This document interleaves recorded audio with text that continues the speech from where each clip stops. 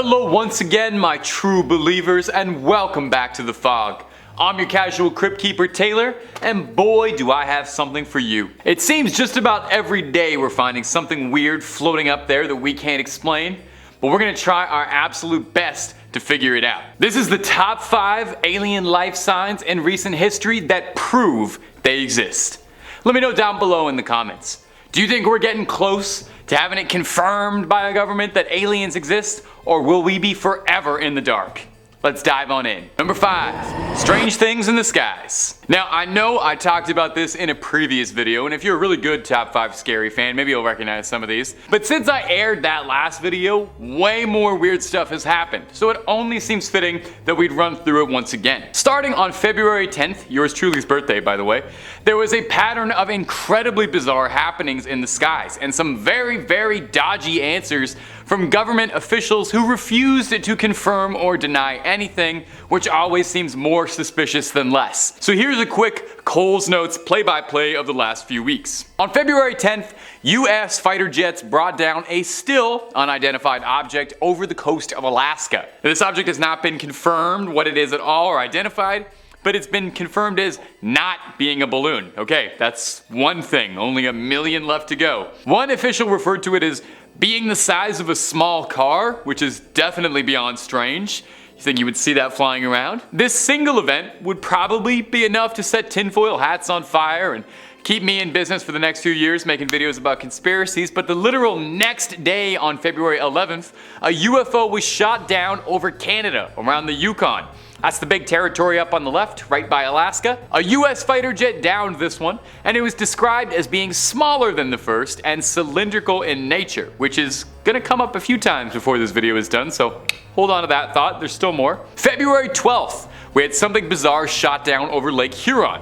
An object that first appeared over Montana reappeared on Sunday before being shot down with an octagonal structure and strings hanging off of it, but it wasn't carrying anything, which is bizarre. And then over Billings, Montana, there was something very bizarre that was seen falling from the sky, leaving a thick orange chemtrail, and residents were left in the dark about it. Local residents wondered just what it was, and some Redditors in a group noticed around the area that there had been an increased military presence since the sighting. So just what is going on around here, there, and just about everywhere? But if you can't wait at all, and you just want to watch alien videos all day, I agree with you. That's what I do every single day, and it's a great way to live. We've got loads of alien and UFO vids, NASA conspiracies, all the things they don't want you to know. And if that ain't your jam, we got scary stories, horror movies, monsters, cryptids, true crime, just about everything spooky under the sun and above it. So stay subscribed to Top 5 Scary, but most importantly, stay scared.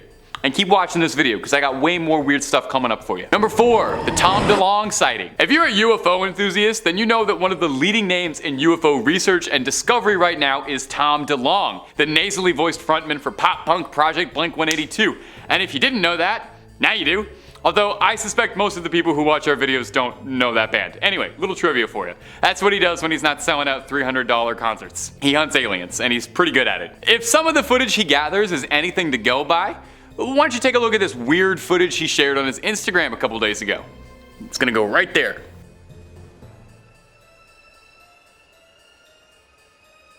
Pretty darn weird, huh? If that isn't one of the most clear, close encounters I've ever seen, I'm not sure what is. You can practically trace the outline of the flying saucer. It looks like the platonic flying saucer, like the one we all imagine when we close our eyes. I can almost see the little green man inside. On his Instagram, DeLonge wrote this caption: "Enjoy.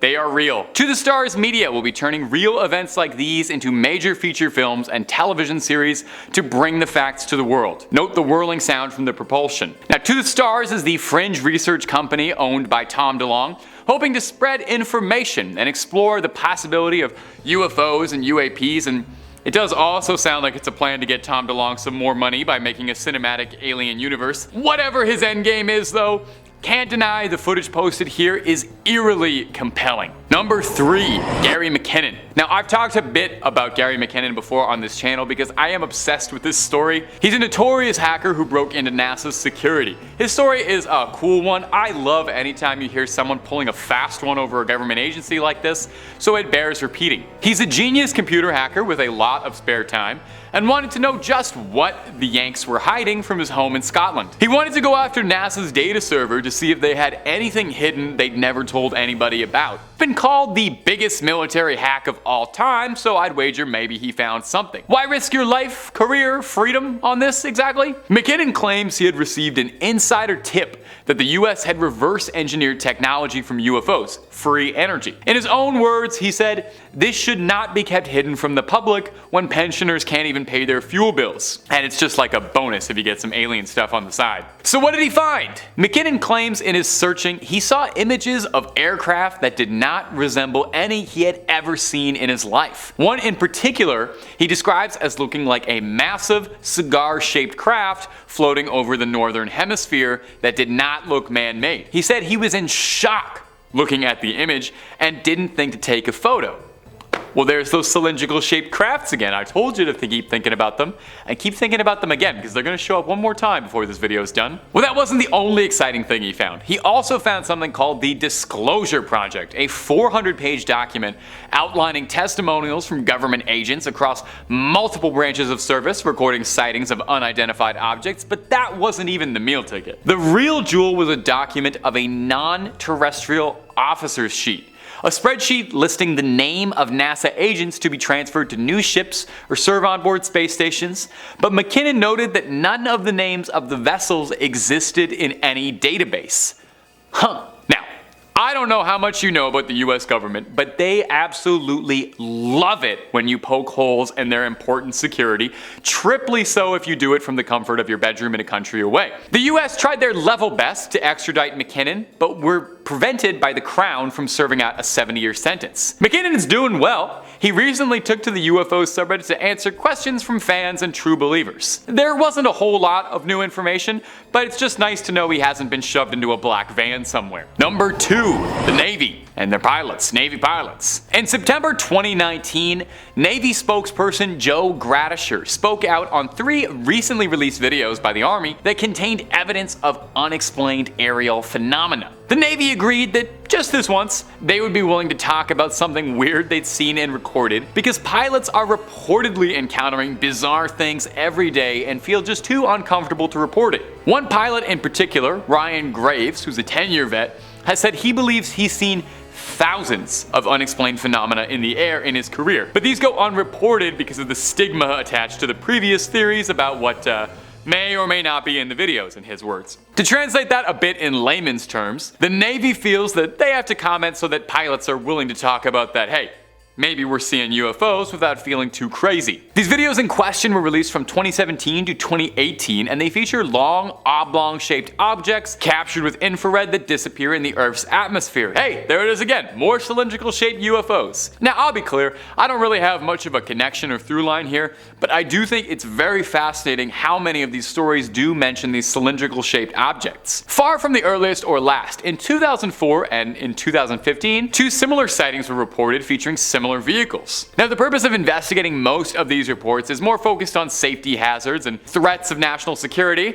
And at the same time, maybe they're not openly admitting they've got UFOs flying around, but they're getting pretty darn close. The 2004 sighting, I think, is a particularly fascinating one. 2 pilots, one Commander Fravor and one Lieutenant Commander Slate, called it in, reporting that they saw objects out of nowhere at some 80,000 feet in the air, and then descending rapidly towards the Pacific Ocean, stopping at around 20,000 feet and hovering in place. They would drop out of radar range or shoot directly up in the sky on a 90-degree angle. You know, normal things aircrafts love to do. They weren't American crafts, and they weren't recognized by any organizations they'd ever seen. Maybe it's tech not of this world. Number 1, government councils. You know, the era we're in right now is probably one of the most fascinating times to be invested in UFOs and unexplained alien sightings, so consider yourself lucky.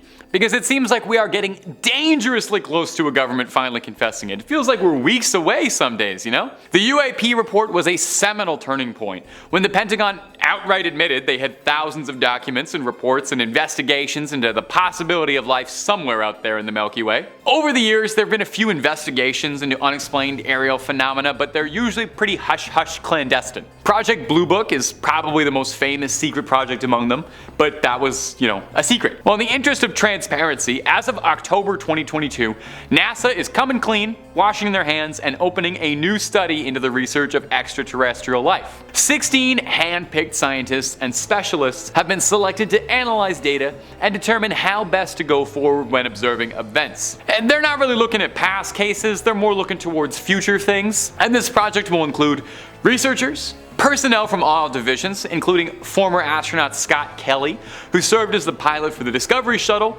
and also held the world record for most days in space. So I guess he probably knows one or two things about space, maybe, and I'm sure he's seen something weird. Kelly himself doesn't personally believe in aliens, saying, "I think there's probably intelligent life in the universe, but I don't think they visit planet Earth."